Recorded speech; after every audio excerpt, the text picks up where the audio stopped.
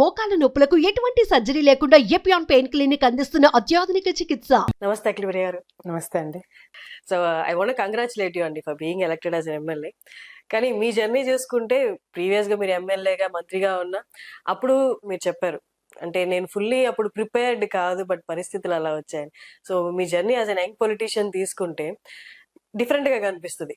మీరు సిద్ధంగా లేనప్పుడు వచ్చాయి, ఇప్పుడు మీరు స్వతంత్రంగా మీకు విల్లింగ్ తో నిలబడి గెలిచారు. How was it? అంటే అప్పటికి ఇప్పటికి మేజర్ డిఫరెన్స్ అంటే ఏం చెప్తారు? కమిట్మెంట్ అండి. ఎందుకంటే అప్పుడు నాన్న బతుకున్నారు, నేను ఎమ్మెల్యేగా ఉన్నప్పుడు నాన్న ఉన్నారు కాబట్టి మేజర్ ప్రాబ్లమ్స్ కానీ ఏదైనా ఇష్యూస్ కానీ ఎక్కువ కూడా ఆయన హ్యాండిల్ చేసేవాడు. నన్ను ప్రొటెక్ట్ చేయాలి, బలవంతంగా నేను రాజకీయాలకి అఖిలాన్ని తీసుకొచ్చాను, సో తను లైఫ్ తను స్పాయిల్ చేసుకుంటుందేమో, లేకపోతే చాలా వరకు లైఫ్ మిస్ అవుతుందేమో అని చెప్పేసి నాన్న ఎప్పుడు బాధపడేవాడు. సో నన్ను ఎక్కువ ప్రొటెక్ట్ చేసే విషయంలో ఆలగడ్డ ఇష్యూస్ కూడా ఎక్కువ ఆయన హ్యాండిల్ చేసేవాడు. కానీ నాన్న చనిపోయిన తర్వాత ఆ కమిట్మెంట్ కావచ్చు, లేకపోతే ఇన్ని సంవత్సరాలు నా కుటుంబం కావచ్చు, నా కుటుంబ సభ్యులు కావచ్చు, నా తల్లిదండ్రులు కావచ్చు, వాళ్ళు ఆలగడ్డని ఏ విధంగా కాపాడుకున్నారో, ఏ విధంగా చూసుకున్నారు అనేది కూడా మేము దగ్గర నుంచి చూసాము. సో వాళ్ళిద్దరు చనిపోయిన తర్వాత తల్లిదండ్రులు లేకుండా మేము ఎట్లా అనాథలం అయిపోయినాం అనే ఫీలింగ్ వచ్చిందో కార్యకర్తలు కూడా అదే ఫీలింగ్ వచ్చింది.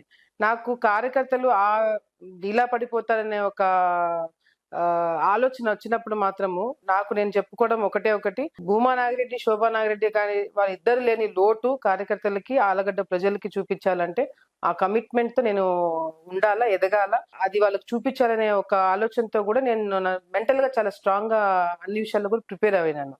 సో అప్పటికి ఇప్పటికి నాకు తెలిసి చాలా వరకు లైఫ్ కమిట్మెంట్స్ కావచ్చు, నా వరకే కాదు, నేను, నా తమ్ముడు, నా హస్బెండ్, ఆఖరికి నా కొడుకుతో సహా అందరం కూడా కమిటెడ్ గా ఆలగడ్డలోనే ఉండి ఇక్కడే సమస్యలు చూసుకుంటూ ఇక్కడే ఉండడం జరిగింది. సో ఆ కమిట్మెంట్ అనేది అప్పటికి ఇప్పుడు చాలా పెరిగిందని చెప్పి నేను అనుకుంటున్నా. కానీ మీరు జర్నీలో ఉండి టఫ్ అయ్యి యాజ్ అ టఫ్ పొలిటీషియన్ గా రాలేదు, మీరు వచ్చాక టఫ్ అయ్యారు. నాకు తెలిసి మీరు ఫస్ట్ ఎమ్మెల్యేగా వచ్చినప్పుడు కూడా ఆ నేమ్నెస్ అయితే బాగా ఉండుండేది, అమాయకత్వం కానీ జనాలతో ఎప్పుడు ఎలా రియాక్ట్ అవ్వాలో తెలిసి ఉండేది కాదు కదా. ఈ జర్నీ మిమ్మల్ని టఫ్ గా మార్చింది కదా, బాగా ఎదురు దెబ్బలు కానీ ఇవన్నీ. ఇప్పుడు అన్ని తెలుసుకొని మీరు ఎమ్మెల్యేగా మళ్ళీ కంటెస్ట్ చేశారు. ఇది ఎట్లా ఉంది? ఈ టఫ్నెస్ అనేది సమ్ టైమ్స్ మీకు ఇబ్బందిగా అనిపించదా? స్వతహా నేను అది కాదు కానీ టఫ్ గా ఉండాలి అనిపించినప్పుడు అది ఇబ్బంది అనిపించదా? అంటే వేరే చాయిస్ లేదు నాకు. వేరే చాయిస్ ఉంటే మేబీ డిఫరెంట్ గా ఉండిందేమో. భూమా నాగిరెడ్డి గారు, శోభా నాగిరెడ్డి గారు ఉండింటే ఆబ్వియస్లీ ఇంత టఫ్ గా ఉండాలి, లేకపోతే ఒక పోరాటం చేయాలి అనేది ఉండకపోయిండొచ్చు. వాళ్ళిద్దరు లేరు కాబట్టి ఆ జర్నీలో కూడా మీరు చెప్పినట్టుగా కూడా ఈ సిచ్యువేషన్స్ బట్టి నేను టఫ్ అవ్వడం జరిగింది. అంటే టఫ్ అవ్వడం అంటే ఆ సిచ్యువేషన్ కి ఎట్లా రియాక్ట్ అవుతే కరెక్ట్ అనేది కూడా నేను చేయడం జరిగింది. అంతేకాకుండా మీరు ఇందాక చెప్పినట్టుగా కూడా స్టార్టింగ్ లో అసలు ఏది రాజకీయం అంటే ఏంటో తెలియకుండా సడన్ గా రావడం జరిగింది. సో మీరు ఇందాక చెప్పినట్టుగా కూడా ఎట్లా మాట్లాడాలా, ఎవరితో ఏం చెప్పాలా, ఎలా ముందుకు తీసుకెళ్లాలా ఇష్యూస్ అనేది కూడా ఏది కూడా నాకు అవగాహన లేకుండే. కానీ చెయ్యాలనే ఒక ఇంట్రెస్ట్ ఎందుకునేదంటే ప్రజలకి మంచి చేయాలని ఒక ఆలోచన తప్ప వేరేదేవీ లేకుండింది.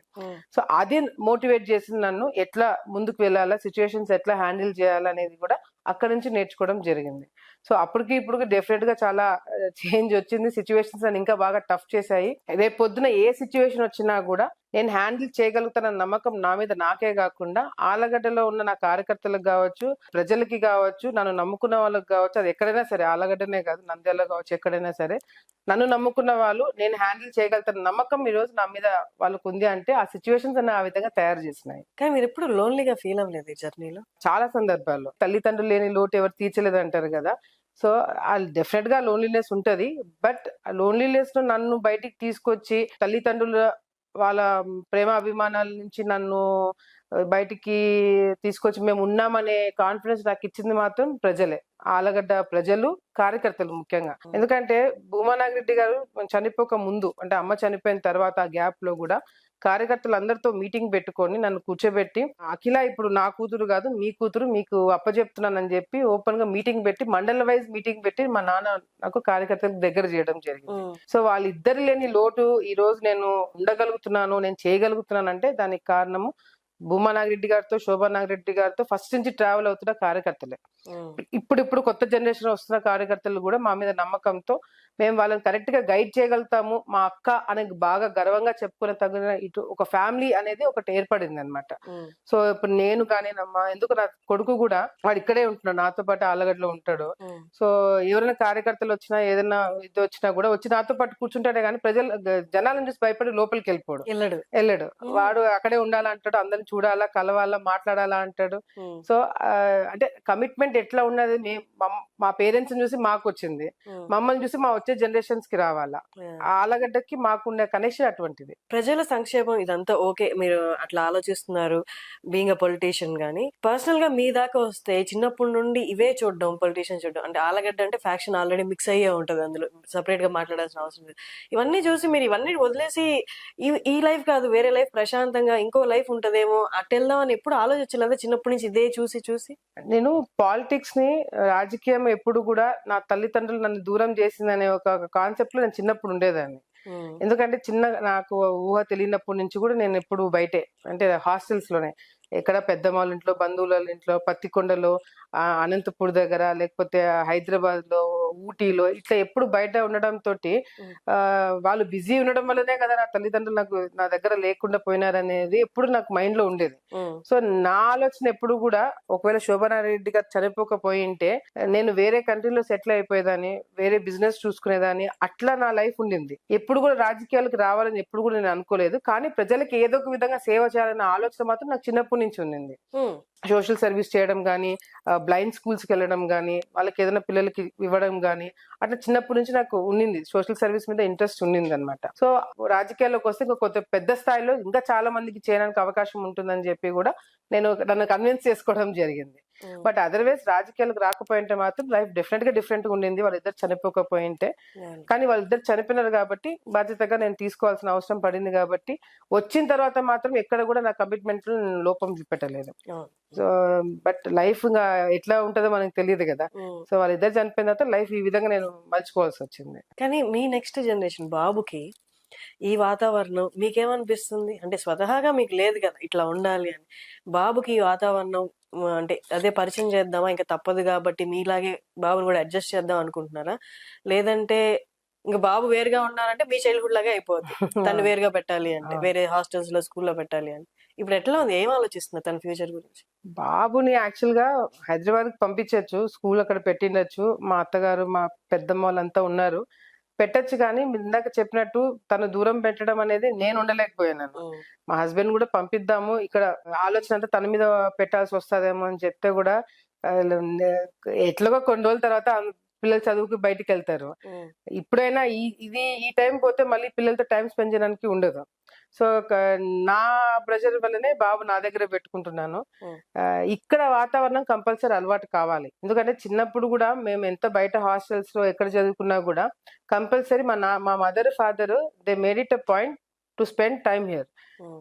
సమ్మర్ హాలిడేస్ లో కావచ్చు, మేము ఎక్కడ బయటికి వెళ్ళినా కూడా compulsory we make sure we spend time in Allagadda. మాకు ఎక్కడెక్కడ ఏమేమి ఉన్నాయి వాళ్ళందరినీ తీసుకోవడం కానీ, వాళ్ళ దగ్గరికి వెళ్ళడం కానీ, బంధువులు ఇళ్ళ కాడికి పోవడం కానీ, ఈ రిలేషన్షిప్స్ అనేది పిల్లలకి ఇప్పటి నుంచి అలవాటు చేయకపోతే మాత్రము కష్టం అవుతుంది ఫ్యూచర్ లో. I want my son to have that relations with every one. వచ్చేసాడు మాటల్లోనే. దా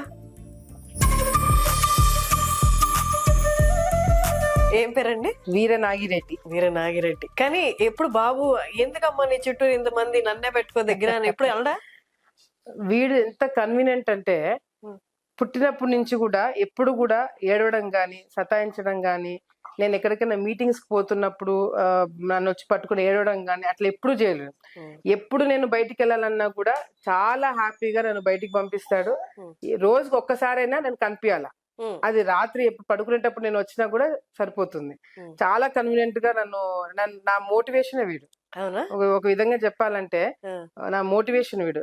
రేపు పొద్దున how he wants to be, వాడి లైఫ్ ఎట్లా ఉండాలనేది కూడా వీడు పుట్టిన తర్వాత నేనెంత కమిటెడ్ గా ఉండాలా, నేనెంత సీరియస్ గా ఉండాలా, వీడి ఫ్యూచర్ తో పాటు అన్ని కూడా ఎట్లా ఆలోచించాలనే ఒక క్లారిటీ నాకు వీడు పుట్టిన తర్వాత వచ్చింది. వీడు పుట్టిన తర్వాత మా ముగ్గురు లైఫ్ లో చాలా చేంజ్ వచ్చింది. ఎందుకంటే అప్పటి వరకు ఎప్పుడు ప్రాబ్లమ్స్, కేసులు, తల్లిదండ్రులు ఇద్దరు చనిపోయిన లోటు, ఇంట్లో అంతా ఎప్పుడు చాలా సైలెంట్ గా ఉండేది. వీడు వచ్చిన తర్వాత ఆ, మా ముగ్గురు లైఫ్ లో కూడా చాలా డిఫరెన్స్ వచ్చింది, Hmm. ఒక కమిట్మెంట్ వచ్చింది, ఒక క్లారిటీ వచ్చింది బేసిక్ గా చెప్పాలంటే. Hmm. So he made all the difference అన్నమాట మాకు. ఓకే. కానీ మీ నేచర్ లో అంటే అంతకు ముందు వరకు మీరు ఒక ఫైర్ అది ఇలా అలా మాట్లాడేవారు జనాలందరూ బయట. కానీ ప్రెగ్నెన్సీ టైంలో ఆడవాళ్ళు అనేవాళ్ళు చాలా నేచర్ సాఫ్ట్ అయిపోతుంది, భద్ర ఎక్కువ సెక్యూర్ గా ఉండాలి అన్న మైండ్ సెట్ వచ్చేస్తుంది అనిపిస్తుంది. మీ నేచర్ లో చేంజ్ వచ్చిందా అప్పటికి? బాబు పుట్టక ముందుకి బాబు పుట్టిన తర్వాత కొంచెం సాఫ్ట్ అని అయ్యాను నేను థింకింగ్ వైజ్ అని అలా ఏమైనా అనిపించిందా? No, అట్లా ఏం కాలేదు. బికాస్ మా లైఫ్ అట్లా ఉంది. ఇప్పుడు మేబీ పేరెంట్స్ ఉన్నింటే, మదర్ ఫాదర్ ఉన్నింటే, నాకు ఈ కమిట్మెంట్స్ లేకపోయింటే maybe it would have been like that. కానీ వాళ్ళిద్దరు చనిపోవడం, నేను ఇందాక చెప్పినట్టుగా వీడు పుట్టిన తర్వాత మాకు చాలా రెస్పాన్సిబిలిటీస్ ఇంకా పెరిగినాయి, క్లారిటీ వచ్చింది ఇంకా ఎట్లా కమిటెడ్ గా ఉండాలా. రేపు పొద్దున he has to be proud of us. ఇప్పుడు నేను నా తల్లిదండ్రులు చూసి ఎంత గొప్పగా గర్వంగా చెప్పుకుంటున్నామో, మాకు అదే నా పిల్లలు వచ్చే జనరేషన్స్ కూడా మా గురించి అట్లే అనుకోవాలన్న ఒక కమిట్మెంట్ మాకు కూడా ఉంది. సో సాఫ్ట్ అయితే అవ్వలేదు కానీ వచ్చే ప్రాబ్లమ్స్ ని ఎట్లా ఎదుర్కోవాలనేది కూడా ఇంకా టఫ్ అప్ అయినాము. అది నేను నాట్ జస్ట్ మీ, మా తమ్ముడు కావచ్చు, even he's also very young, ఇప్పుడు 25 years తనకి. గత 5 years నుంచి he's been fighting for me. నాతోటే ఉంటున్నాడు, నా కోసం చేస్తున్నాడు, ఎవరు నా గురించి ఏం మాట్లాడినా కూడా ఈ స్టుడ్ బై మీ. సో వచ్చే జనరేషన్స్ అన్ని కూడా ఐ థింక్ మాకు అది రాసి పెట్టినట్టుంది. సో వచ్చే జనరేషన్స్ అన్ని కూడా ఈ ఆలగడ్డకి, ఈ ప్రాంతంకి కమిటెడ్ గా ఉండాలని చెప్పి రాసి పెట్టింది మాకు. కానీ మీ తమ్ముడు గారి ప్రస్తావన తెచ్చారు కాబట్టి, వెన్ హీ ఎంటర్స్ అంటే తను పాలిటిక్స్ లోకి ఎంటర్ అయితే మీరు ఏమన్నా కొంచెం నెమ్మదించే లేదా కొంచెం నేను రిలాక్స్ అవుతాను అన్న ఆలోచనలు ఏమైనా ఉన్నాయా ఫ్యూచర్ లో? అట్లా ఆలోచన ఏం లేదు. Both of us want to create history. Because mother, father, తాతగారు ముగ్గురు కూడా ఒక నాన్న ఎంపీగా ఉన్నప్పుడు తాతగారు, అమ్మగారు ఇద్దరు అసెంబ్లీలో ఇది చేశారు. అండ్ మాకు ఇప్పుడు మాకున్న రెస్పాన్సిబిలిటీస్ ఏంటంటే నాట్ జస్ట్ ఆళ్ళగడ్డ, నంద్యాల కూడా మాకు కమిట్మెంట్ ఉంది. We will not say we will fight for the ticket, లేకపోతే మాకు అక్కడ ఏదో కావాలనేది కాకుండా కమిట్మెంట్ మాకు నియోజకవర్గంలో 2 నియోజకవర్గాల్లో మాకు కమిట్మెంట్స్ ఉన్నాయి. సో దానికి తగినట్టుగానే మేము రాజకీయాలు చేయాల్సి వస్తుంది. విఖ్యాత వస్తే నాకు ఇంకా స్ట్రెంత్ పెరుగుతుంది, ఇద్దరం కలిసి రాజకీయం చేసేదానికి కూడా మాకు అవకాశం ఉంటుంది. నేను ఇంతకు ముందు కూడా ప్రామిస్ చేసినట్టుగా కూడా డెఫినెట్ గా మళ్ళీ హిస్టరీ క్రియేట్ చేస్తాం. నేను మా తమ్ముడు ఇద్దరం కూడా అసెంబ్లీకి ఎంటర్ అవుతాము. ఇందాక నేను ఫస్ట్ అడిగిన క్వశ్చన్ కి, అంత ముందు గెలుపుకి ఇప్పుడు గెలుపుకి మేజర్ డిఫరెన్స్ అంటే సాటిస్ఫాక్షన్, ఇది నాది, ఈ గెలుపు అంటే పర్సనల్ గా నాది అన్నట్టు ఏమైనా ఫీల్ అవుతున్నారు మీరు? డెఫినెట్ గా అండి. ఎందుకంటే అప్పుడు నేను గెలిచింది కూడా ఎనానిమస్ గా గెలిచినాము. అంటే అప్పుడు పోటీ ఏం పెట్టలేదు నాకు. నేను వైసీపీలో ఉన్నప్పుడు కూడా శోభా నాగిరెడ్డి గారు చనిపోయిన తర్వాత తెలుగుదేశం పార్టీ, అప్పుడు చంద్రబాబు నాయుడు గారు చనిపోయిన వ్యక్తుల వాళ్ళ కుటుంబం సభ్యుల పైన పోటీ పెట్టకుండా ఉండాలని చెప్పి ఒక సంస్కృతి ఆ తెలుగుదేశం పార్టీలో ఉండింది. సో అప్పుడు తెలుగుదేశం పార్టీ నా మీద పోటీ పెట్టలేదు, ఇనానిమస్ గా నేను ఎమ్మెల్యే అవ్వడం జరిగింది. సో డెఫినెట్ గా 2019 లో ఓడిపోవడం జరిగింది. కష్టపడినాము, అన్ని చేసినాము కానీ ఓడిపోయినాము. బట్ ఇప్పుడు కష్టపడినాము, గెలిచినాము, ఇది నాది అని చెప్పుకొని తగినట్టుగా నేను ఒకటి మళ్ళీ నేను క్రియేట్ చేసుకోగలిగిన. ఇప్పుడు నా దూరమైన నా కుటుంబ సభ్యులు కావచ్చు, లేకపోతే కార్యకర్తలు కావచ్చు, ఎవరైతే కొంతమంది వెళ్ళిపోయినారో వాళ్ళందరూ కూడా నాకు ఫోన్ చేసి వచ్చి కలిసి ఒకటే చెప్తున్నారు, భూమా పేరు మళ్ళీ నిలబెట్టినావు. సో అది నాకు చాలా ఇంపార్టెంట్. ఎందుకంటే ఇన్ని కష్టాలు, ఇన్ని కేసులు, జైలుకి పోయి ఇవన్నీ కూడా నేను చేయడానికి కారణము నా తల్లిదండ్రుల కష్టము నేను నిలబెట్టుకోవాలా. సో దానికి కష్టపడింది, ఈ రోజు ఫలితం దక్కింది. కానీ ఒక్క ఇన్సిడెంట్ నేను చదివినప్పుడు చూసినప్పుడు కూడా అందరికి, నాకు తెలిసి విన్న వాళ్ళందరికీ కొంచెం కలిసి వేసినట్టు అనిపించిన ఇన్సిడెంట్ ఏంటి అంటే, మీరు జైలుకి వెళ్ళినప్పుడు బాబు ఫీడింగ్ కోసము బాబుని తీసుకెళ్ళి ఒక ఫీడింగ్ మామ్ గా మీరు లోపల ఉన్నప్పుడు మదర్ గా, అది కొంచెం అందరికి, ఆడవాళ్ళందరికి కూడా కొంచెం ఇబ్బంది కలిగించిన సిచ్యువేషన్ అనమాట. అయ్యో ఎంత కష్టం వచ్చింది అన్నట్టు. మీరు ఎలా ఫీల్ అయ్యారు? అంటే ఇమోషనల్లీ బాగా డౌన్ ఫేజ్ కదా అది. నాకు తెలిసి ఎవరికి కూడా అటువంటి ఫేజ్ రాకూడదు. ఎందుకంటే సరే నేను ఒక్కదాన్ని అరెస్ట్ అయ్యింటే మేబీ నేను అంత బాధపడేదాన్ని కాదు. ఎందుకంటే నాతో పాటు మా హస్బెండ్ కూడా అరెస్ట్ అయినారు. అండ్ బాబు అప్పుడు ఏజ్ ఎట్లా అంటే మేమిద్దరం లేకుండా ఉండలేకపోయినాడు. ఏదో నేను కానీ హస్బెండ్ కానీ ఇద్దరులో ఎవరో ఒకరు ఉంటే ఉంటాడు.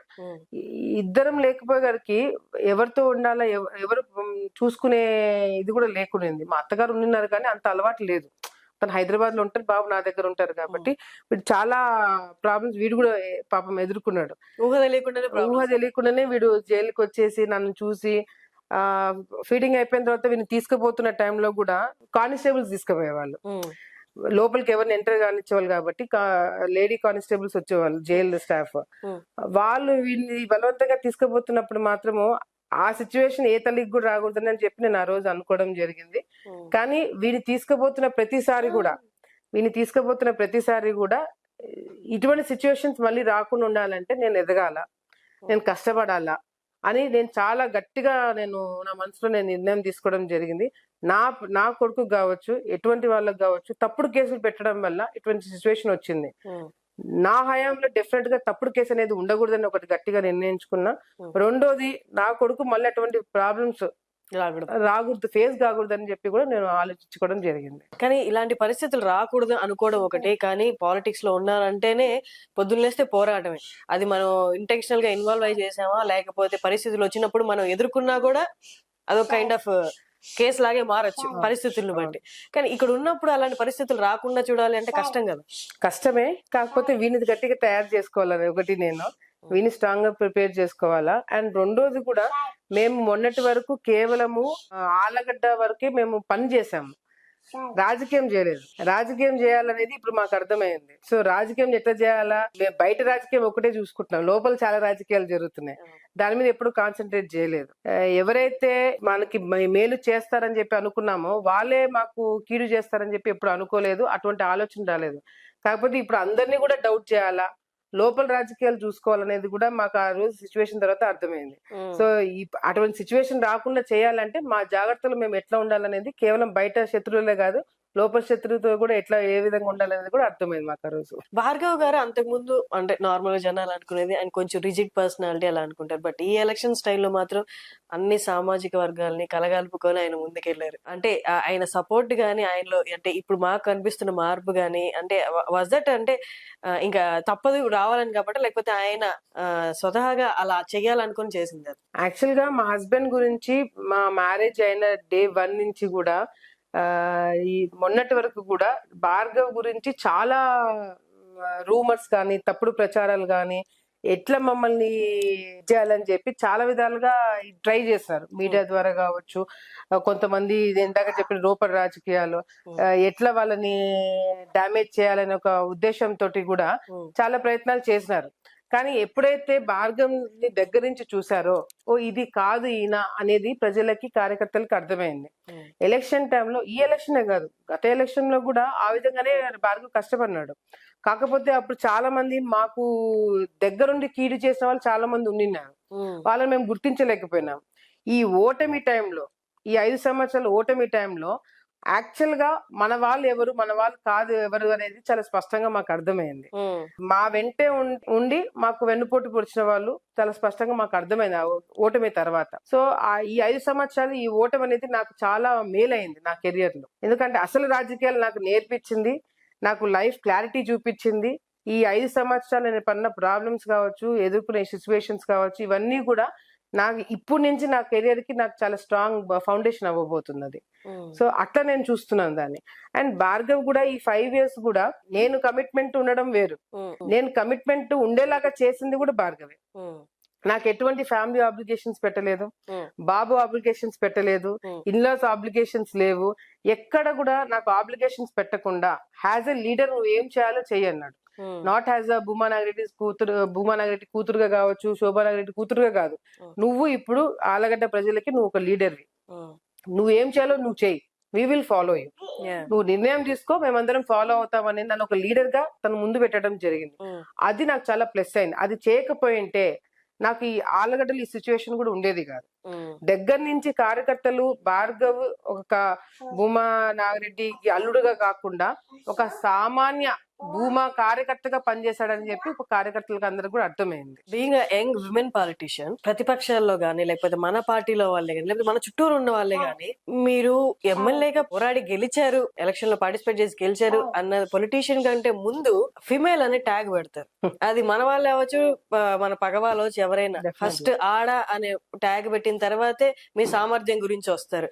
ఇది మీరు ఎన్నిసార్లు ఎమ్మెల్యేగా చేసినా మంత్రిగా చేసినా ఆ ట్యాగ్ అనేది మారుతుందా, మారిందా, మారబోతుందా? అది ఎప్పటికీ మారదండి. I think both of us we know, a situation లో ఉన్నా, let it be prime minister కావచ్చు, ఏమన్నా కావచ్చు, you are a women. At the end of the day you are a women. Women leadership is always question.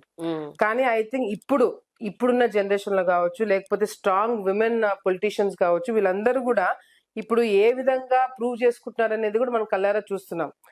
తమిళనాడులో కావచ్చు, బీహార్ లో కావచ్చు, ఎక్కడైనా సరే, బీహార్ లాంటి ప్లేసెస్ లో కూడా ఈ రోజు విమెన్ పొలిటీషియన్స్ బయటకు వస్తున్నారు అంటే జనరేషన్స్ మారినాయి. విమెన్ ఏ ఫీల్డ్ లో చూడండి, ఎక్కడైనా చూడండి, not just politics, A field లో చూసినా కూడా దే ఆర్ ఫేసింగ్ ప్రాబ్లమ్స్. ఆ డిస్క్రిమినేషన్ అనేది కంపల్సరీ కనపడుతుంది. కానీ అవన్నీ కూడా ఫేస్ అయ్యి ముందుకు వస్తున్నామంటే మగవాళ్ళ కన్నా మనము అదే పని ఒక 100 times మనం ఇంకా ఎక్కువ హార్డ్ వర్క్ తో చేయాల్సి వస్తుంది. నేను విమెన్ అయినా కూడా నేను స్ట్రాంగ్ గా నిలబడగలుగుతాను, నేను చేయగలుగుతాను అనేది మనం మళ్ళీ మళ్ళీ ప్రూవ్ చేసుకోవాల్సి వస్తుంది. ఫస్ట్ అది ప్రూవ్ చేసుకోవాల్సి వస్తుంది. అసలు యూ వోంట్ బిలీవ్, చిన్న ఎగ్జాంపుల్ చెప్తాను. I was travelling to Delhi, Hyderabad నుంచి ఢిల్లీకి వేరే పని మీద పోతున్నప్పుడు నా పక్కన కొంతమంది కూర్చున్నప్పుడు pilot lady pilot. So 1.5 hours continuous గా ఏ చిన్న టర్బులెన్స్ వచ్చినా they're blaming the women pilot ని బ్లేమ్ చేస్తున్నారు.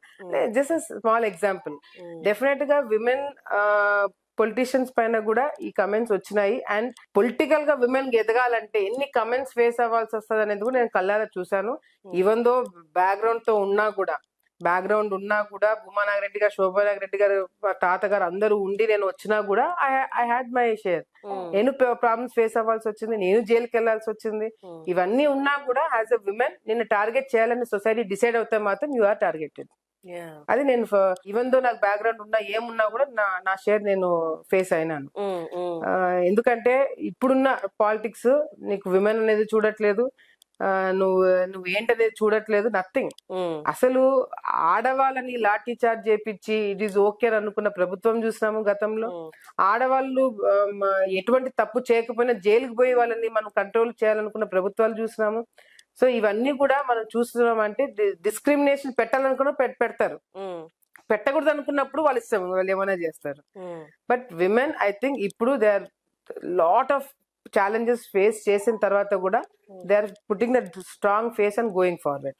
ఐ థింక్ నాకు చాలా ఇన్స్పిరేషన్ మా మదర్ దగ్గర నుంచి వచ్చింది. I seen very close. ఇంటికి వస్తే అసలు తను పొలిటీషియన్ అనేది మేమే మర్చిపోతాము.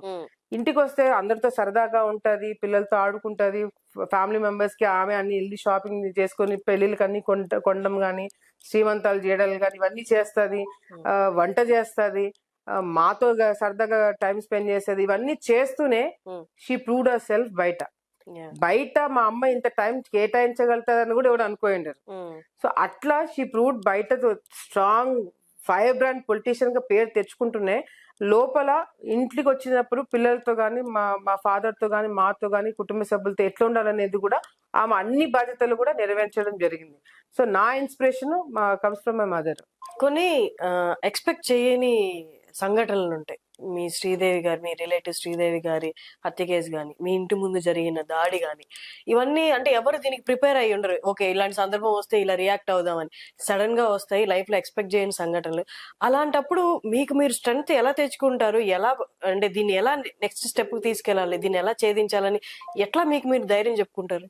ధైర్యం చెప్పుకోవడం ఏమి ఉండదండి. ఐ థింక్ మేము ఆల్రెడీ దాంట్లో దిగిపోయినాము.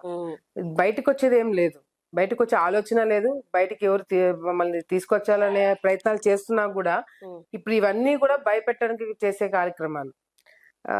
ఇప్పుడు మా ఇంటి ముందు జరిగిన ఇన్సిడెంట్ ఒకటి ఉంది. వాళ్ళు నిజంగా పోలీస్ డిపార్ట్మెంట్ వాళ్ళు యాక్షన్ తీసుకోవాలనుకుంటే ఈ పాటికి చాలా స్ట్రిక్ట్ యాక్షన్ తీసుకునే వాళ్ళు. కానీ ఇప్పుడు కూడా గతం ప్రభుత్వంలో ఉన్న డిపార్ట్మెంట్ వాళ్ళే ఇంకా ఉన్నారు కాబట్టి, గతంలో నా మీద కేసులు పెట్టి నన్ను జైల్లో పెట్టి, నా హస్బెండ్ ని మా తమ్ముని జైల్లో పెట్టి చూడాలనుకున్న పోలీస్ డిపార్ట్మెంట్ వాళ్ళు ఇంకా ఉన్నారు, వాళ్ళు ఇంకా మారలేదు. సో ఇవన్నీ కూడా వాళ్ళ టైంలోనే, అంటే గెలిచిన వెంటనే వీళ్ళు వెళ్ళక ముందునే జరుగుతున్నాయంటే ఇవన్నీ కూడా డిఫరెంట్ మెసేజ్ ఒకటి పోతుంది. ఎప్పుడైతే ప్రత్యర్థులు ఈ విధంగా మమ్మల్ని చేయాలనుకుంటారో, ఎక్కడైనా మనం బ్యాక్ స్టెప్ తీసుకుంటే ఇంకా రాజకీయ కెరియర్ ఉండదు ఈ ప్రాంతంలో. అండ్ ప్రజలు కూడా మమ్మల్ని అగ్రెసివ్ గా ఉండి దాన్ని ఫేస్ అవ్వాలని మమ్మల్ని చూస్తారు. బ్యాక్ స్టెప్ తీసుకోవాలని అట్లీస్ట్ నా మీద అయితే ఎటువంటి ఎక్స్పెక్టేషన్స్ పెట్టుకో, నేను బ్యాక్ ఆఫ్ అవ్వాలి, నేను తగ్గాలి, నేను కాంప్రమైజ్ అవ్వాలనే ఆలోచన మాత్రము నా కార్యకర్తలకి ఉండదు, నా ప్రజలకి ఉండదు. సో ఇది నాకు ఆళ్ళగడ్డలో చాలా నేర్పించింది. నాకు నేను ప్రతిపక్షంలో ఉన్నప్పుడు ఎవరైనా కార్యకర్తలను తీసుకుపోయి స్టేషన్ లో కూర్చోబెడితే they don't expect me to sit at home and make calls. అని ఇంట్లో కూర్చొని పోలీస్ డిపార్ట్మెంట్ ఫోన్ చేయాలని ఎక్స్పెక్ట్ చేయరు. నేను ఫీల్డ్ మీదకి వెళ్ళి స్టేషన్ లో కూర్చొని కొట్లాడి మా వాళ్ళని బయటికి తీసుకురావాలని ఎక్స్పెక్టేషన్ లో ఉంటారు. ఐ థింక్ అది మదర్ ఫాదర్ ఇద్దరు చేశారు. మదర్ ఎందుకు కనిపించలేకపోయినారంటే ఫాదర్ ఉండినారు కాబట్టి. ఇప్పుడు మదర్ రోల్ ఫాదర్ రోల్ నేనే ప్లే చేయాల్సి వస్తుంది కాబట్టి అటు రెండు సైడ్స్, ఒక పక్కన నేను అగ్రెసివ్ గా వెళ్ళి గట్టిగా చేసినా కూడా ఇంకో పక్కన కార్యకర్తలను కానీ నేను చూపించాల అఫెక్షన్ నేను చూపిస్తుంటాను. సో రెండు రోల్స్ నేను ప్లే చేయాల్సి వస్తుంది. And when it comes to ఇట్లాంటి సిచ్యువేషన్స్ ఎదుర్కొనే సిచ్యువేషన్స్ వచ్చినప్పుడు వేరే ఆప్షన్ లేదు. మేము ఆల్రెడీ ఇందులో ఉన్నాం. ఎదురు ముందుకు వెళ్ళాలా, ఆగి వెనక్కి వెళ్ళేదైతే లేదు. కంపల్సరీ ముందుకు ఎదుర్కోవాలా. ఇట్లాంటి వాళ్ళని మనము ఎప్పటికప్పుడు స్టాప్ చేసుకుంటూ రావాలా. అది ముందుకు వెళ్లాల్సిన పరిస్థితి తప్ప బ్యాక్ ఆఫ్ అయ్యే పరిస్థితి లేదు. శ్రీదేవి గారి కేసులో ఏదైనా పురోగతి గానీ స్టేటస్ ఏంటి ఆ కేసు విషయం? శ్రీదేవి గారి కేసు మాది చాలా బాధాకరమైన విషయం అండి. ఎందుకంటే శ్రీదేవి గారు ఆ విధంగా ఆమెని కక్ష కట్టి ఆమెను చంపుతారని ఎవరు ఎక్స్పెక్ట్ చేయలేదు. గొడవలు ఉన్నాయి వాళ్ళకి ఫ్యామిలీ మెంబర్స్ కి. ఏవి సుబ్బారెడ్డి వాళ్ళంతా ఒకటే ఫ్యామిలీ కాబట్టి ఎక్స్పెక్టేషన్స్ మేము ఇట్లా జరుగుతారని ఎప్పుడు అనుకోలేదు. ఎందుకంటే 20 years నుంచి ఉండినాయి, గొడవలు జరుగుతున్నాయి, వాళ్ళకి మధ్యన ఇష్యూస్ జరుగుతున్నాయి కానీ ఎప్పుడు కూడా ఇటువంటి ఆలోచన చేస్తారని కూడా ఎప్పుడు అనుకోలేదు. అండ్ రెండోది వచ్చేసి శ్రీదేవి గారు మొన్న ఎలక్షన్స్ కి నాతో పాటు చాలా కష్టపడి తిరిగింది. పాపం ఈవెన్ దో వాళ్ళ హస్బెండ్ డయాలసిస్ చేసుకుంటూనే తను వచ్చి నాతో పాటు టైం స్పెండ్ చేసి కార్యకర్తలందరినీ కలిసి ఇంకా ఏం చేయొచ్చు అని చెప్పి ఫస్ట్ టైం తిరుగుతుంది కాబట్టి అవన్నీ చేయడం జరిగింది. ఇందులో విచిత్రమైన విషయం ఏంటంటే చంద్రబాబు నాయుడు గారు నాకు ఫోన్ చేసినప్పుడు, ఎలక్షన్స్ హడావిడిలో ఫోన్ చేసినప్పుడు, ఏవి సుబ్బారెడ్డి పరిస్థితి ఏంటి, నువ్వు ఎట్లాగా దూరం పెట్టేసినాం కదా, అతన్ని ఆలగడ్డలో ఇన్వాల్వ్ కావద్దని చెప్పినాము, చాలా క్లారిటీకి చెప్పేశామమ్మా. కానీ ఎవరికైతే ఏవి సుబ్బారెడ్డి కాకుండా ఎవరైతే వాళ్ళు ఉన్నారో, ఒకవేళ నువ్వు దగ్గర తీసుకునే పరిస్థితి ఉంటే వాళ్ళందరినీ దగ్గర తీసుకొని చెప్పి నాకు సార్ చెప్పడం జరిగింది. ఎందుకంటే ప్రతి ఒక్క ఓటు ఇంపార్టెంట్, ప్రతి ఒక్కరు మనకి ఆ టైంలో ఇంపార్టెంట్. సార్ ఆ మాట చెప్పినప్పుడు నాకు శ్రీదేవి గారు వీళ్ళందరూ కూడా వాళ్ళతో నాకేమి, యాక్చువల్ వాళ్ళు ఏవి సుబ్బారెడ్డి బంధువులు, నాకు బంధువులు కాదు. అయినా కూడా వాళ్ళందరినీ కూడా దగ్గర తీసుకోవాలనే ఒక ఆలోచనతో వాళ్ళు కూడా నాతోటి నా మీద నమ్మకంతో ఉండినారు. నేను మంచి చేస్తానని వాళ్ళకి కూడా తెలుసు. నేను ముందు స్టెప్ తీసుకున్నాను. వాళ్ళకి ఏదైనా అవసరం ఉన్నప్పుడు, నేను గతంలో మంత్రి ఉన్నప్పుడు ఉపయోగపడ్డాను. వాళ్ళకు చిన్న చిన్న పనులు కావాలంటే చేసి పెట్టాము, అవన్నీ చేశాం కాబట్టి ఆ చనువుతో వాళ్ళందరినీ కూడా నేను దగ్గర తీసుకోవడం జరిగింది. కానీ దగ్గర తీసుకోవడమే తప్పైందా అనేది ఈ రోజు నాకు బాధేస్తుంది. ఈరోజు దగ్గర తీసుకోవడం వల్లనే కదా తను వచ్చి నా కోసం ప్రచారం చేసింది. దగ్గర తీసుకోవడం వల్లనే కదా వాళ్ళకి గెలిచిన తర్వాత నేను ఆమెకి ఇంకా మంచి చేస్తాననే ఒక ఆలోచనతో ఆ ఈర్ష్యతో ఆమెను చంపేసినారు. సో ఒక విధంగా చూడాలంటే అది చేయడం వల్ల తప్పైందని చెప్పి ఈ రోజు నాకు అనిపిస్తుంది. బట్ ఏదైనా సరే వాళ్ళ కుటుంబంకి నేను గట్టిగా వాళ్ళకి చెప్పడం జరిగింది. టిల్ ఎండ్ వరకు నేను వాళ్ళకి సపోర్ట్ చేస్తాను, వాళ్ళకి న్యాయం చేస్తాము. ఎందుకంటే సపోర్ట్ అనేది డిఫరెంట్ గా మళ్ళీ మీడియాలో వస్తుంది, కానీ న్యాయం చేస్తాను. ఎందుకంటే తల్లిని పోగొట్టుకుంటే ఆ బాధ ఎట్లుంటుందో మాకు తెలుసు. ప్లస్ వాళ్ళ ఫాదర్ పరిస్థితి అస్సలు బాగలేదు. అతని మీద కూడా అటాక్ జరిగింది. He's a patient, he's already a patient. Dialysis చేసుకుంటున్నాడు, చాలా వీక్ ఉన్నాడు. అతను ఆల్రెడీ పేషెంట్. అతని పరిస్థితి బాగాలేదు. తల్లి చనిపోయిన తర్వాత తండ్రిని ఆ విధంగా చూసుకుంటూ ఉండడం అనేది అదొక నరకం. సో వాళ్ళ కుటుంబాన్ని ఆదుకోవడం కాకుండా వాళ్ళకి న్యాయం జరిగేంత వరకు లోకేష్ అన్న గారితో సార్తో కూడా నేను కోఆర్డినేట్ చేసుకొని వాళ్ళకి న్యాయం జరిగేటట్టు చేస్తామని చెప్పినాము. డెఫినెట్ గా పోలీస్ డిపార్ట్మెంట్ ఇప్పుడున్న వాళ్ళైతే అంతా గతంలో వాళ్ళకి పనిచేసిన వాళ్ళే. వైసీపీ దాంట్లో 2 వైసీపీ నాయకులు కూడా ఉన్నారు. సో వాళ్ళకి పనిచేసిన వాళ్ళు కాబట్టి అందులో నుంచి బయటకు ఎట్లా తప్పించుకోవాలని చెప్పి వాళ్ళు కూడా గట్టి ప్రయత్నాలు పోలీస్ డిపార్ట్మెంట్ ఇప్పుడున్న వాళ్ళు ఆలగడ్డలు ఇంకా చేస్తూనే ఉన్నారు. నేను ఓపెన్ గా చెప్తున్నాను, ఎందుకంటే వీళ్ళందరూ కూడా ఎవ్రీవన్ గతంలో వైసీపీ నాయకులు బాగా ఇష్టపడి వెతికి మరి వీళ్ళని నేర్పించుకున్నారు. వాళ్ళు ఇంకా ఉండడం తోటి ఇవన్నీ ఇన్సిడెంట్స్ కూడా వీళ్ళున్నప్పుడే జరుగుతున్నాయి. సో అవన్నీ కూడా సార్ దృష్టికి తీసుకెళ్ళడం జరుగుతుంది. ఈ ఫ్యాక్షన్ అనేది తగ్గించి కలుద్దాం అన్న స్టెప్ మీరే ముందు తీసుకున్నారు కదా చంద్రబాబు నాయుడు గారు చెప్పడంతో. కానీ అంతకు ముందు ఎప్పుడు అనిపించలేదా ఇవన్నీ ఎందుకు అని? లేదా ఇప్పుడు చంద్రబాబు నాయుడు గారి పిలుపు కూడా వచ్చింది, సపోర్ట్ కూడా వచ్చింది, అక్కడి నుంచి కూడా పాజిటివ్ వచ్చింది కాబట్టి ఆ బలంతో ముందుకెళ్ళి అలాగే ఎర్రగెల్ల పుల్లారెడ్డి గారితో కూడా కలిసి మీరు ప్రచారం చేయడం, ఇవన్నీ కూడా ఈ ఫ్యాక్షన్ ని తగ్గించడానికి మీరు ముందు అడిగేశారనే చెప్పొచ్చా? చూడండి, ఫ్యాక్షన్ చేయాలనే అసలు ఆలోచన ఎవరికి ఈ నాకే కాదు, నాకు తెలిసి ఏ నాయకుడు కూడా ఇప్పుడున్న సిచ్యువేషన్స్ లో ఫ్యాక్షన్ చేయాలనే ఆలోచన ఎవరికి ఉండదు. ఎందుకంటే ప్రజలు యాక్సెప్ట్ చేయరు. గతంలో ప్రజలకి ఫ్యాక్షన్ లీడర్లు అంటే ఒక క్రేజ్ ఉండేది, ఒక హీరోయిజం గా చూసేవాళ్ళు. కానీ ఇప్పుడు అందరు చదువుకున్న వాళ్ళు. ఇంతకుముందు మీడియా అంత లేదు అవేర్నెస్, ఇప్పుడు మీడియా అవేర్నెస్ పెరిగింది, పిల్లలందరినీ కూడా చదివించే వేలో వెళ్తున్నారు కాబట్టి ఎవరు కూడా ఫ్యాక్షన్ అనేది యాక్సెప్ట్ చేయరు. అది ఒక న్యూసెన్స్ కింద చూస్తున్నారు. ఇప్పుడు ఫ్యాక్షన్ ఎంకరేజ్ చేయాలనే ఆలోచన ఎవరికి లేకపోయినా కూడా, కానీ ఏదైతే ఆ వర్గం ఉంటది, వర్గపోరు ఉంటది కదా, ఆ వర్గాలని అందరిని కలిపే ఆలోచనలో పార్టీలు ఉన్నాయి ఇప్పుడు. కానీ ఎక్కడైతే అవసరం ఉందో వర్గాలను మేము ఎక్కడ కూడా వాళ్ళని కాంప్రమైజ్ కామని చెప్పము. అది మాకు బ్యాక్ ఫైర్ అవుతుంది. ఎందుకంటే చాలా వాళ్ళ కుటుంబ సభ్యుల్ని పోగొట్టుకొని ఉంటారు, వాళ్ళు ఆస్తి నష్టం జరిగింటది. మేము అధికారంలో లేనప్పుడు చాలా మంది ఊరు వదిలేసి వెళ్ళిపోయే పరిస్థితులు వచ్చినాయి. సో చాలా వరకు డ్యామేజ్ అయింది. కాబట్టి నిజంగా అంటే బాగా ఇబ్బంది పడిన కుటుంబాలను అయితే కాంప్రమైజ్ కామని మేము ఎక్కడ కూడా చెప్పలేము కూడా. కానీ కొంతమందిని తీసుకోవడానికి అవకాశం కూడా ఎందుకు, మనం ఇప్పుడు మీరు ఇరగల రాంపుల్లారెడ్డి వాళ్ళ ఫ్యామిలీ ఇదే అన్నారు కాబట్టి, రాజకీయాలు ఇప్పుడు అట్లా లేవు. మేము ఎంత ఇది చేయాలన్నా పార్టీలు ఆ విధంగా లేవు ఇప్పుడు. అండ్ ఇది ఎప్పుడో గతంలో జరిగినవి. ఇప్పుడు ఆ వర్గపోరు తగ్గించాలన్నా, మేము గెలవాలన్నా, మేము గెలిచి బిగ్గర్ పిక్చర్ చూస్తున్నాము. ఇప్పుడు ఈయనను కలుపుకోవడం వల్ల నాకేం థ్రెట్ లేదు, లేకపోతే ఈయన కలుపుకోవడం వల్ల నన్ను కలుపుకోవడం వల్ల ఆయనకేం థ్రెట్ లేదు. మా ఇద్దరికి కామన్ ఇది, మేము గెలవాలా, వాళ్ళు ఓడిపోవాలా. ఎందుకంటే వాళ్ళ వల్ల వీళ్ళు నష్టపోయినారు, ఇరగల రాంపుల్లారెడ్డి వాళ్ళు నష్టపోయినారు. సో ఆ బిగ్గర్ పిక్చర్ చూస్తున్నామే తప్ప నువ్వేంటి మాతో కలిసేది, నేనేంటి నీతో కలిసేది అనే ఆలోచనలు ఇప్పుడు ఎవరు కూడా లేరు. మారిపోయింది, సిచ్యువేషన్స్ మారిపోయినాయి. బట్ కొన్ని చోట్ల మాత్రం కాంప్రమైజ్ కామని మేము చెప్పలేము.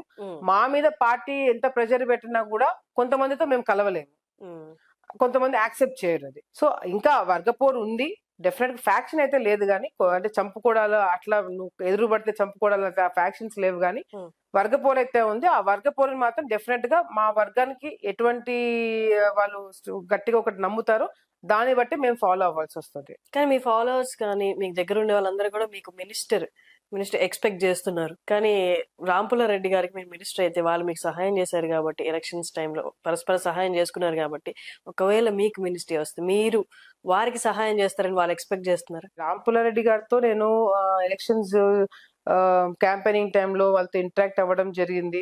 మేము కలిసి కూర్చొని కొన్ని విషయాలు మాట్లాడుకోవడం జరిగింది. ఇక్కడ కూడా వీ నెవర్ ఫెల్ట్ అన్కంఫర్టబుల్. అంటే ఏదో నేను ఎందుకు చేయాలా, వాళ్ళని చేస్తే వాళ్ళు ఏదో ఎదిగిపోతారు, ఏదో చేస్తారనే ఆలోచన నాకు లేదు. జెన్యున్ గా వాళ్ళు నాకు హెల్ప్ చేశారు, జెన్యున్ గా దే పార్టిసిపేటెడ్, ఎక్కడైతే వాళ్ళు హెల్ప్ చేసినారు. సో దానికి తగినట్టుగానే రేపు పొద్దున నాకు వాళ్ళకి ఏదైనా చేయడానికి అవకాశం వస్తే డెఫినెట్ గా వాళ్ళు పుట్టిన word. Okay. And me followers మీరు ఎక్స్పెక్ట్ చేసినట్టు మినిస్టర్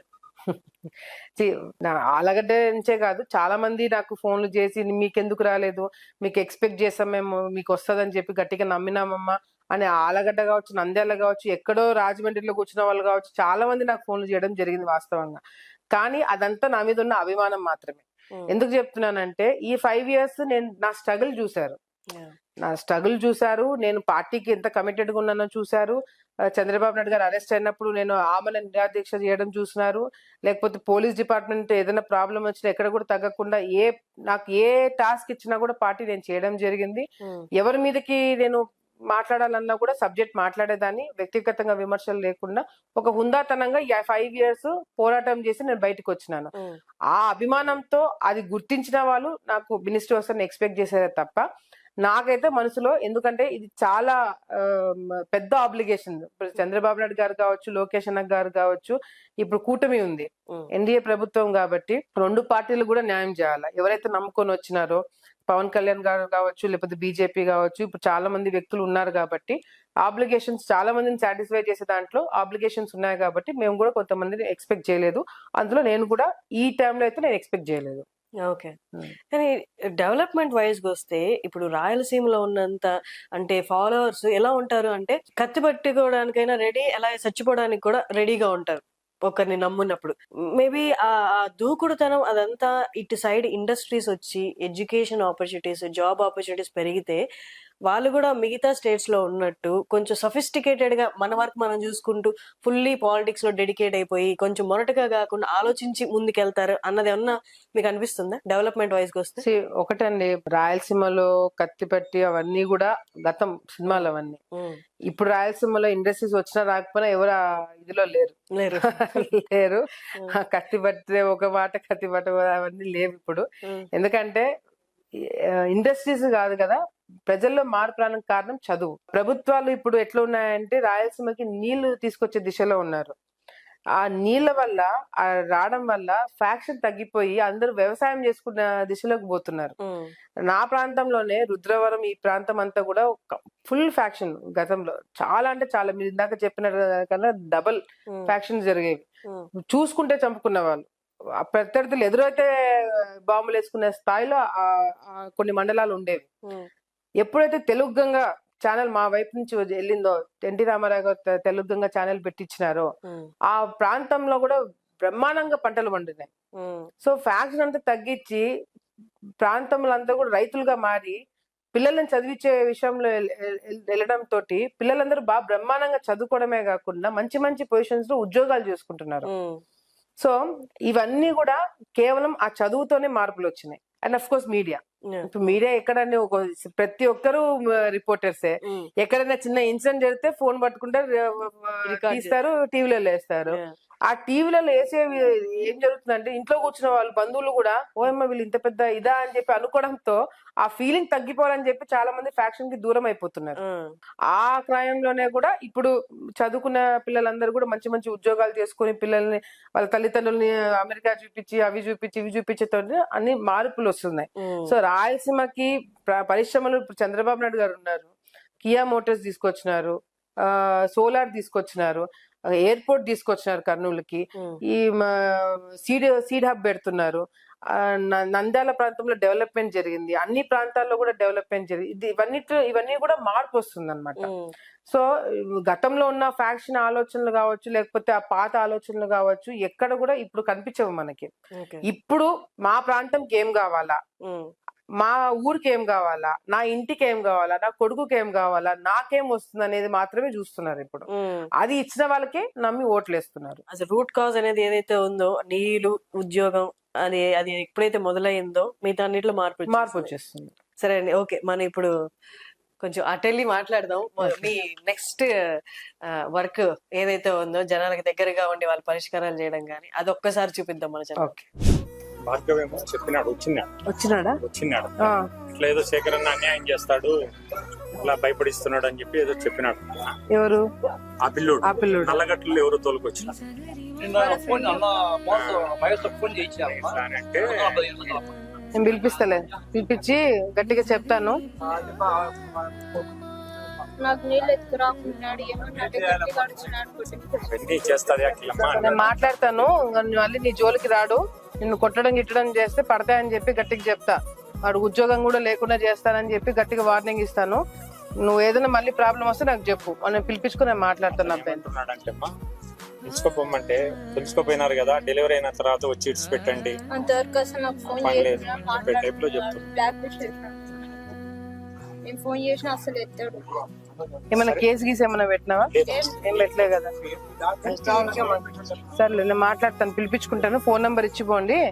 నువ్వు జాగ్రత్త, నువ్వు అవన్నీ పెట్టుకొని నువ్వు చూసుకోని ఫస్ట్, సరేనా? ఇప్పుడు వస్తున్నారా? సరే మాట్లాడతలే. నువ్వెందుకు వచ్చినావు? ఎవరైనా పెద్దోళ్ళు వచ్చింటే సరిపోయినా.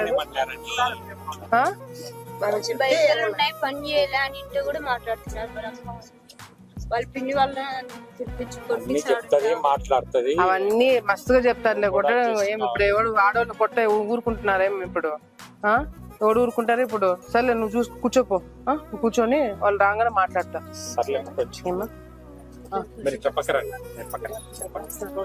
రెడీ అయింది, నేను ఇస్తాను. ఒక 10 minutes ఆగా నేను ఇచ్చేస్తాను. ఏమన్నా బాగున్నారా? నిన్న వచ్చారు లెటర్ కూడా రెడీ చేశారు. ఆ ఛానల్ ఫస్ట్ లెటర్ చేయించారు. నీకు ఇప్పించారనా? అదా ఒకసారి మన వాళ్ళతో మాట్లాడి చేపిస్తారమ్మా. ఉండండి, ఏం తొందర ఏం లేదు కదా. నేను సంతకం పెడుతున్నా కదా ఎవరికైనా వచ్చేది. కొద్దిగా ఆగండి, అందరితో మాట్లాడలేదు కదా, మళ్ళీ లేకపోతే లేనిపోయిన డిస్టర్బెన్స్ వస్తుంది. ఒక 2 రోజులు ఆగండి, నేను మాట్లాడి పెట్టిద్దాం. ఐ థింక్ నిద్ర లేసే ముందే వెళ్ళిపోయేదాన్ని, వాడు పడుకున్నతో వచ్చేవాళ్ళం. సో అట్లాంటి డేస్ కూడా ఉన్నాయి. బట్ జనాలు లేకపోయినా కూడా మేము డిస్కస్ చేసేవి ఉంటాయి, ముగ్గురం కూర్చొని మాట్లాడేవి ఉంటాయి. సో అది కూడా ఎక్కువ జరుగుతున్నాయి అనమాట. బట్ వీటితో టైం స్పెండ్ చేయడము నైట్ టైమే కదా, లేకపోతే తక్కువ. ఇప్పుడు ఈ మధ్య కొద్దిగా దొరుకుతుంది కానీ, బట్ అదర్వైజ్ చాలా తక్కువ టైం స్పెండ్ చేసే వాళ్ళము. కానీ మీరు మార్నింగ్ 8 కి అయితే ఇంట్లో నుంచి వెళ్ళిపోతారు బయటికి. బయట కానీ ఇక్కడ ఆఫీస్ జనాలు వస్తుంటారు, వాళ్ళని కలవడం కానీ, మీటింగ్స్ కానీ.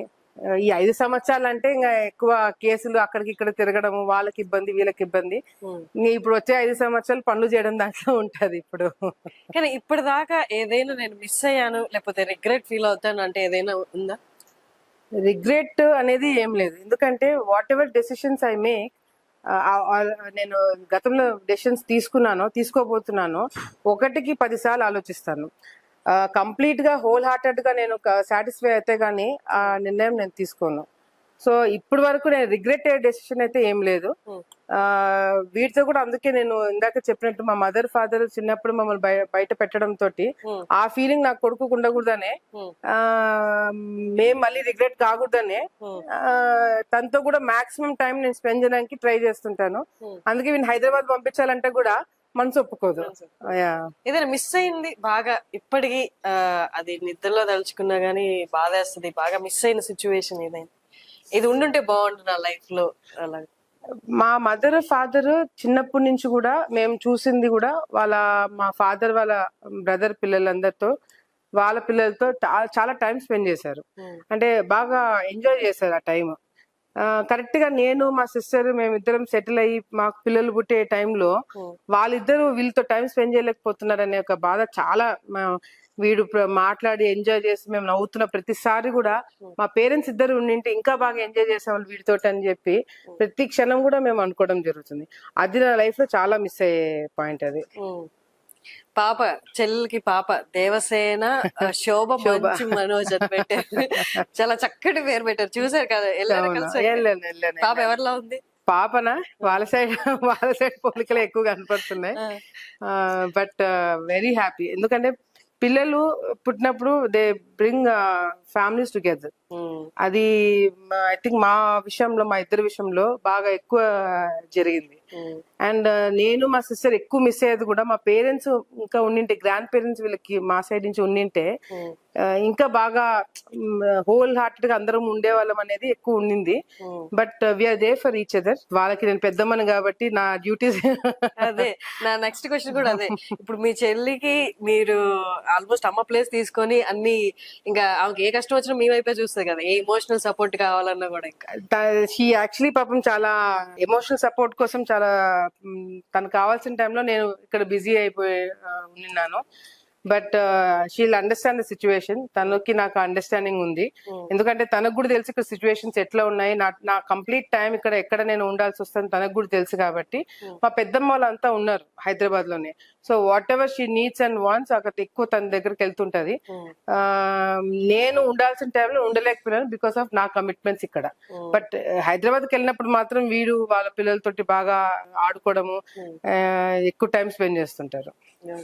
నైస్ అండి, great talking to you. Me busy schedule లో ఇంత టైం ఇచ్చి మాతో మాట్లాడారు. Thank you so much. Thank you so much. So అది అఖిల ప్రియ గారి స్కెడ్యూల్ చూసారు కదా. ఆవిడ స్కెడ్యూల్ ఎలా ఉంటది, మార్నింగ్ లేస్తే ఎంతో మంది జనాలు వచ్చి కలుస్తున్నారు, వాళ్ళ సమస్యలు పరిష్కరించడం, at the same time being a mom, అంటే ఒక చిన్న బాబుకి తల్లిగా వాడి బాధ్యతలు చూసుకోవడం, ఇవన్నీ ఒక స్త్రీగా ఎంత కష్టమో మీరందరికి తెలుసు. అన్ని బాధ్యతలు నెరవేర్చడం అనేది ఒకందుకు మనం పాలిటిక్స్ అన్ని పక్కన పెట్టేస్తే ఒక స్త్రీగా ఇంత ఇన్స్పిరేషనల్ గా మారినందుకు అందరికి ఆవిడకి మనకి హ్యాట్స్ ఆఫ్ అనే చెప్పాలి. So thank you.